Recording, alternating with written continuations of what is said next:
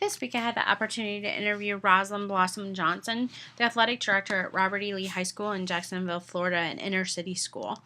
Rosalind is the athletic director who handles all of the business and liability aspects of the school's athletic programs. She ensures that every consent form mandated by the Florida High School Athletic Association, the consent and release from liability certificate, is signed by every student, every guardian, every parent.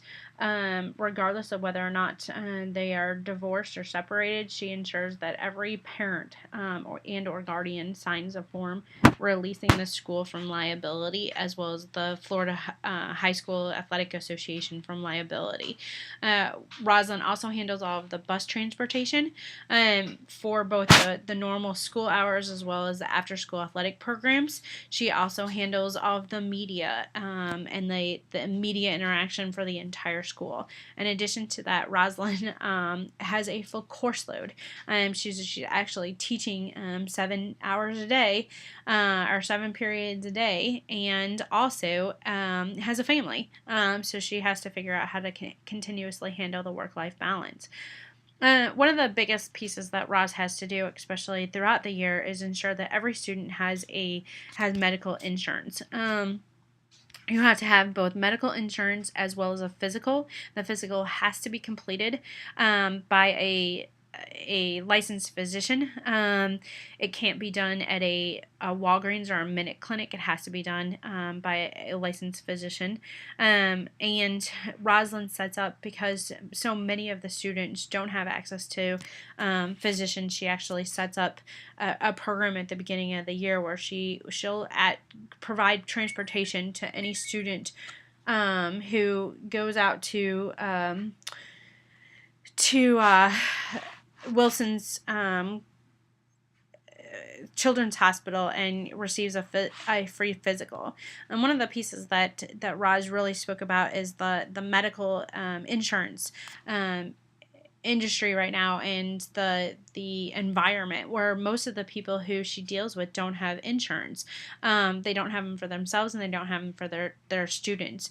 Roz offers the ability for those people to sign up for insurance, and they can sign up per season of that student's sports season. So if they're playing multiple seasons, they can sign up for the entire year. If they're only playing football, they can sign up for the football season for that insurance, regardless of whether or not you're on bowling or football or basketball or lacrosse. Every student has to have both a physical and insurance. Roz also deals with the first responders who are hired by the Jack Del Rio Association, who come on campus and check out students who have been injured in a game playing sports or in a practice playing sports.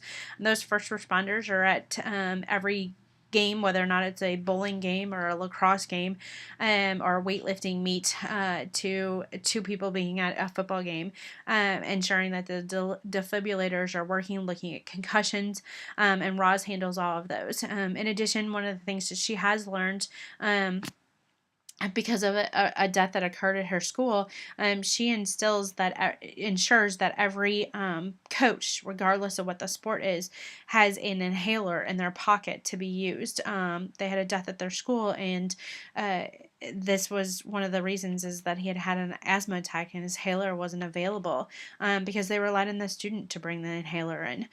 One of the things that I find incredibly interesting when I was talking to Roz is the legal issues concerning a program that here in Jacksonville that they're looking at doing, which is pay to play.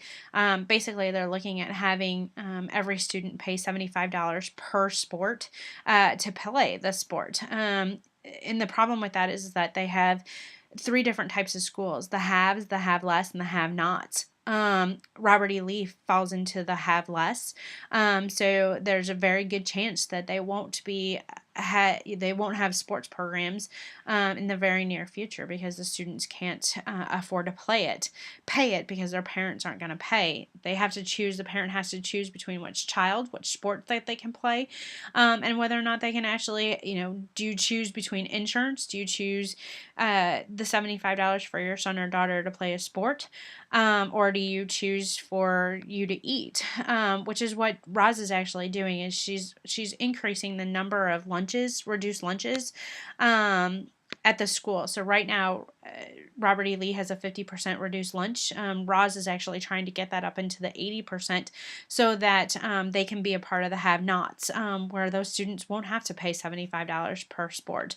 And she understands that from an economical standpoint, what it is doing to those parents, but she also is looking at the liability side of it. If she doesn't have enough students that are out there playing a sport, there's more of a chance of an injury.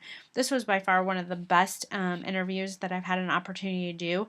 I really thanked Raj for being a part of this. It was enlightening to learn both the legal and the emotional sides of high school sports, and I really enjoyed both understanding, from a liability standpoint, as well as what some of the programs that they're instilling, and the economic side of how this is affecting the students.